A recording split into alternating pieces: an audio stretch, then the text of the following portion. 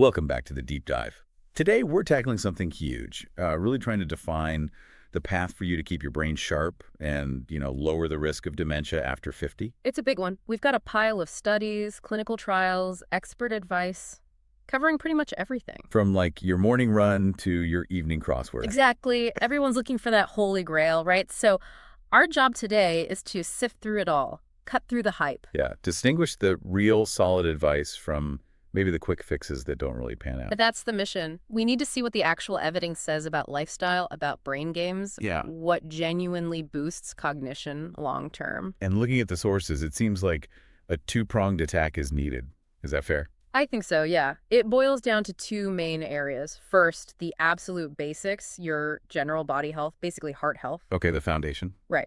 And second, the more targeted stuff, mental exercise. Do those games, the puzzles, actually build up that cognitive reserve everyone talks about? Okay, let's start there with the foundation, the non-negotiables. Because the consensus seems, well, almost unanimous across our sources. It really is. What's good for the heart is absolutely critical for the brain. We have to nail this part down first. It makes sense when you think about it. Mm-hmm. The brain needs so much blood flow. 20% for just 2% of your body weight. So yeah, if your vascular system, your blood vessels aren't working well, you're essentially starving your brain cells. And is that why blood pressure is always mentioned first? I saw neurologist Marwan Saba calls it his top recommendation. It's fundamental. Think about major dementias like Alzheimer's or vascular dementia. They all have a huge vascular component. Clogged pipes, basically. And the data backs that up strongly. Yeah. I remember seeing something about the Sprint Mind study. Oh, yeah, Sprint Minds. That was significant. They looked at intensive blood pressure control versus standard. Intensive meaning. Aiming for a systolic pressure, the top number of 120 millimilli Gg. Really tight control. Okay. And the result?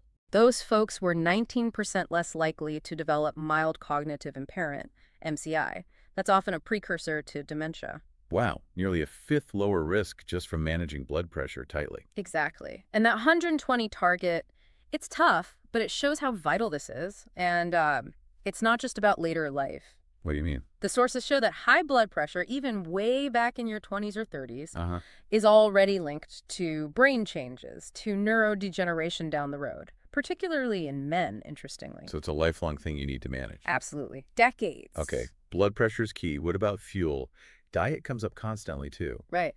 And again, the heart-brain link is super clear here. We see specific diets consistently ranked at the top. Like DHH.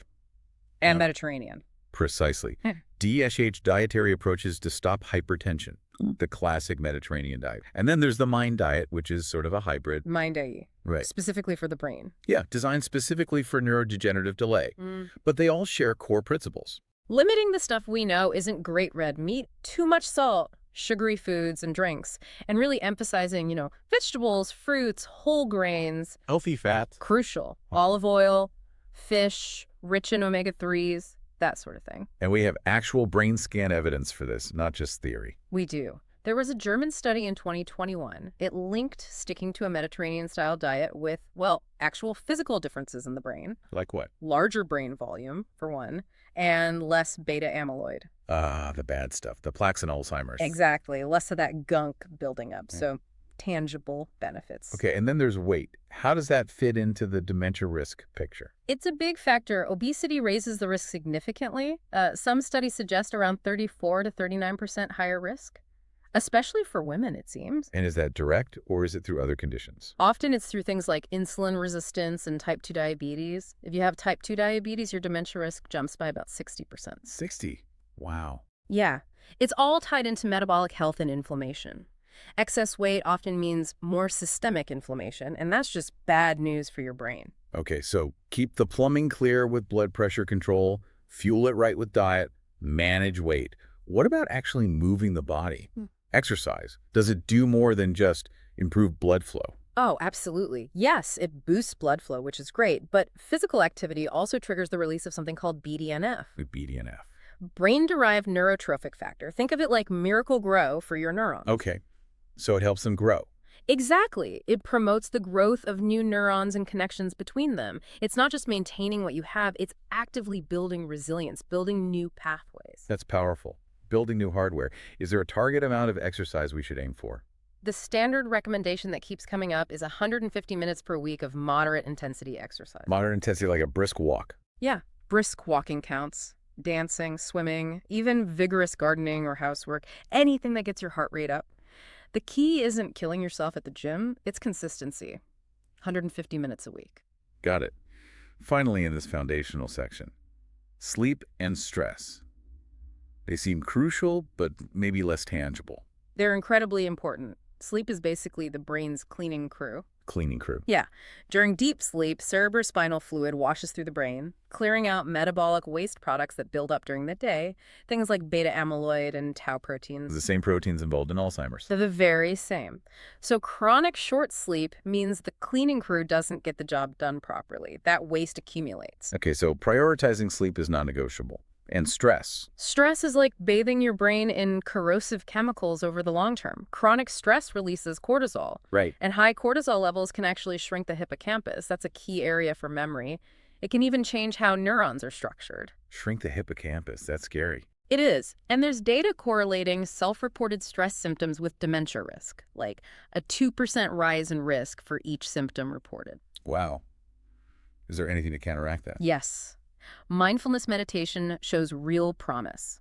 One study found that consistent practice, just 40 days, could start to reverse some of those negative structural changes caused by stress. Okay, so stress management isn't just nice to have, it's brain protection. Definitely. All right, so we've covered the physical foundations, protecting the machine, essentially. Now let's shift to actively training it, optimizing the software.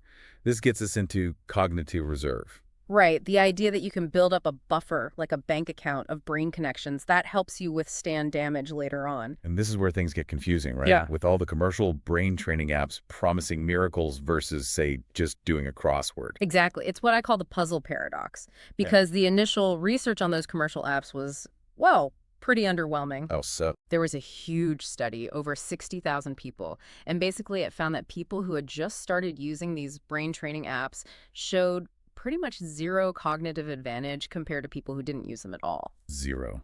So the quick fix promise Didn't hold up, at least not initially. Okay, that sounds bad for the brain game industry. It does. But here comes the paradox part, the nuance. Ah, okay, there's more to it. There is. It seems the effect isn't immediate. It's not a quick hit.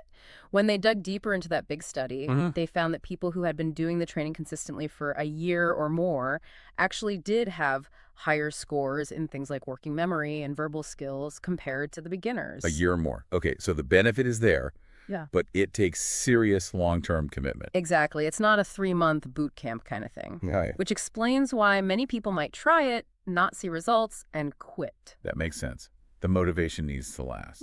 Which leads to another interesting point you mentioned.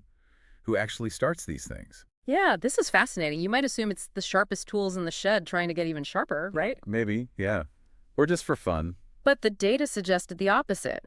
Often people who start brain training actually begin from a slightly lower cognitive baseline. Really? So feeling like they need the help might be the motivation. It seems plausible. They might perceive a deficit or worry about decline, and that's what drives them to engage with these apps and attempt to actively improve. Okay, so commercial apps, maybe some benefit, but requires years of use and might be driven by pre-existing concerns. How do they compare to just playing games, like video games or board games with friends? That's where it gets really interesting. Often, other types of games showed more significant benefits, or at least comparable ones, without the training label. Such as? Well, in that same massive study, people who didn't play any games scored almost half a standard deviation lower on reasoning and working memory tests compared to people who played video games daily. Half a standard deviation. That's a lot. It's a significant difference. And it wasn't just video games. Regular players of computer games, board games, card games, they all showed cognitive advantages. And often, the more frequently they played, the better the scores. So the takeaway isn't necessarily which game, but the act of engaging the mind regularly with something challenging or competitive. That seems to be a key message. Whether it's digital or analog, sticking with something mentally engaging seems highly beneficial. Okay, let's zoom in on those traditional non-digital puzzles. Crosswords, Sudoku, jigsaws, the kind of things that feel like they require real mental sweat. Do they have an edge? For certain skills, it seems they might. We saw a study comparing crosswords specifically against computerized video games. Okay. This was from researchers at Columbia and Duke. They looked at older adults who already had mild cognitive impairment, MCI. Right, that precursor stage. And they found that doing crossword puzzles actually gave them an edge over the video game group in improving memory function. An edge for crosswords. Yeah. Interesting. Why might that be? Well, crosswords heavily tax memory recall, general knowledge, verbal ability. The hypothesis is they really strengthen working memory through that retrieval practice. And this benefit isn't just for highly educated people. I saw something about a European study, SHARE. That's right, the SHARE study. Yeah. It looked at CSLA cognitively stimulating leisure activity, things like crosswords, Sudoku, number puzzles. And what did it find? It found that regularly engaging in these activities was linked to better memory, numeracy, and fluency scores 2 years down the line. Okay, so a long-term link. Yes, and here's a really encouraging detail. The positive effect was stronger for people with lower levels of formal education. Stronger. Why? The idea is that these activities might provide a really significant cognitive boost, maybe compensating in a way for those who didn't have as many years of schooling earlier in life. It helps level the playing field, cognitively speaking. That's fantastic, and it confirmed you can start late. Yes. Starting these activities later in life was still clearly beneficial compared to never doing them or stopping partway through. It's never too late to start challenging your brain. Okay, what about jigsaws? They feel different. Less verbal, more visual. Exactly. Jigsaw puzzles are great for tapping into different skills. Visual perception, understanding how shapes fit in space. That's visuospatial reasoning and short-term memory, holding pieces in your mind. And does doing them regularly help? Lifetime experience with jigsaws was definitely associated with better global visuospatial cognition. So, yes, long-term engagement seems key. Long-term again. So a quick jigsaw binge won't cut it. Probably not for boosting general abilities, Yeah. no. There was another study where they had people do jigsaws intensively for 30 days. Okay. They got faster at solving the puzzles themselves, naturally, but it didn't improve their overall general visuospatial skills compared to a control group. So same story as the brain app's got to stick with it. Seems to be the pattern. Consistency over intensity for broad benefits. But jigsaws have another benefit too, right? Something about coping. Yeah, a non-cognitive one. They can be a really good tool for what psychologists call emotion-focused coping. Meaning? The intense focus required can basically give your brain a break from worries or stress. It acts as a mental timeout, can improve your mood. It's a healthy distraction. A non-digital way to de-stress. That's valuable in itself. Absolutely. And before we move on, we should touch on the social aspect again. Playing cards or board games with people. Crucial point.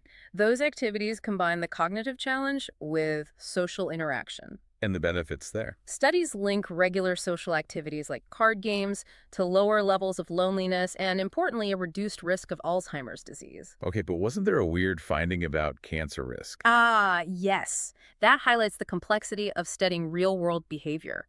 One study did find a correlation between regular social mind games and a higher risk of cancer. So the games cause cancer. That seems unlikely. Highly unlikely. It's almost certainly confounding factors. Maybe those specific social settings involved more smoking or drinking, or maybe the stress of competition played a role alongside other unhealthy habits. It's a reminder that correlation isn't causation. Okay, we've dug into the puzzles, the games, the apps. But you keep mentioning exercise. It feels like we need to circle back to that as maybe the most powerful lever. I think based on the evidence, yes. When you compare aerobic exercise to sitting down doing sedentary brain training, exercise consistently comes out on top for generalized cognitive benefits. And why is that? Is it just the blood flow and the BDNF we talked about? Those are key, but it's more profound. Physical exercise can actually cause beneficial structural changes in the brain itself. Structural changes like... We're talking neurogenesis, the birth of new neurons, angiogenesis, the growth of new blood vessels, and synaptogenesis, the creation of new connections, new synapses between neurons. Wow, so you're literally rebuilding and improving the brain's infrastructure, not just making the existing circuits work better. Exactly. You're giving the brain more capacity, more pathways, more resilience to cope with aging or potential disease, that ability to route around damage. And is the effect size significant? It's generally considered modestly effective, but consistently so. Maybe boosting general cognition by about 1/4 to 1/2 of a standard deviation compared to control groups who don't exercise. Which, compounded over years, could make a real difference. Absolutely. Which leads to that very clear advice you often hear from neuroscientists. Which is? If your main goal is broad cognitive improvement, keeping your mind sharp overall, you are better off getting aerobic exercise rather than sitting in front of the computer playing these games. That's a pretty definitive statement. Get up and move. Pretty much. It tackles both the physical foundations and provides direct brain benefits in a way that sedentary activities just can't. #outro. Okay, so let's try and synthesize this for you, our listener. This deep dive suggests a clear two-part strategy for keeping your brain healthy after 50. Yeah. First, protect the physical machinery. That means really managing your blood pressure, making quality sleep a priority, eating that heart-healthy, brain-healthy diet like the Mediterranean or Mind diet, managing your weight, and getting regular aerobic exercise. That's pillar one. The non-negotiables. Right. And pillar two is challenging your mind. Engage it consistently. But, and this seems crucial from everything we've discussed, Yeah. the benefits from that mental challenge, whether it's a crossword, a language app, a video game, even a jigsaw puzzle, they don't come quickly. No. The evidence points strongly towards needing years of consistent engagement, not just a few weeks or months of intense effort. Patience and persistence are key. Which brings us to our final provocative thought. It's about something called superagers. Ah, yes, superagers. These are older adults, typically in their 70s, 80s, or even older, whose memory and cognitive function resemble that of people decades younger. Their brains often look structurally younger, too. And what's their secret? Is it just good genes? Genes play a role? Sure. But research suggests a big part of it is their willingness to push themselves, to stick with activities that are hard. Hard how? Mentally or physically challenging. Things that involve effort, maybe even discomfort, what some describe as that unpleasant ouch factor. Yeah. They don't give up easily when something feels difficult. So it might not be what they do, the specific puzzle or exercise, but the fact that they consistently tackle things that require effort and grit. That seems to be a huge part of it, the consistency, the perseverance through the struggle, whether it's learning a new skill, pushing for that extra mile, or wrestling with a tough problem, it builds resilience. So the final question for you to maybe chew on isn't just what activity should I do, Yeah. but how do I build the motivation, the grit to stick with challenging things, both physical and mental, not just for weeks or months, but for decades. That might be the real holy grail. That could well be it. Cultivating that long-term persistence might be the most important challenge of all for lifelong cognitive health.